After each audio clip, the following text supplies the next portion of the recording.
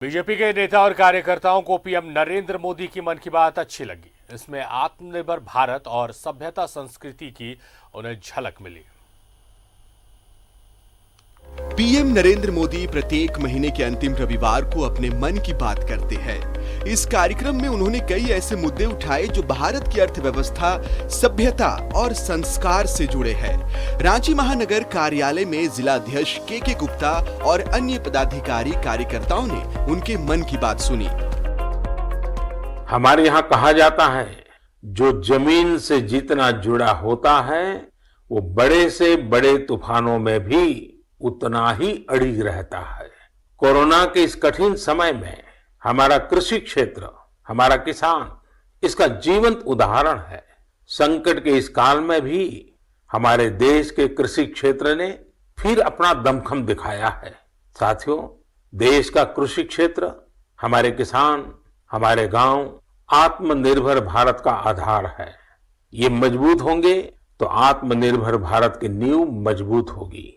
और निश्चित रूप से उन्होंने बताने का काम किया कि पहले किसान और खेती किस प्रकार से होता था और आज मंडियों से किसानों को फ्री करके मोदी जी ने एक रास्ता दिया है किसानों को कि अपनी आमदनी को किस प्रकार से दुगना कर सके, किस प्रकार से खेती किसानी से भी किसान आगे बढ़ सकते हैं, यह आज मोदी जी ने बताया। और दूसरी बात, उन्होंने संस्कृति और सभ्यता की बात, संस्कार और संस्कृति की आज बात की है कहानियों के माध्यम से। निश्चित रूप से मोदी जी के जो मन की बात होती है, कुछ ना कुछ हम सब लोगों के लिए, पूरे देश के लिए ज्ञान का विषय होता है कि भाई कुछ ना कुछ मोदी जी के मन की बात से हम सारे लोग सीखने का प्रयास करते हैं।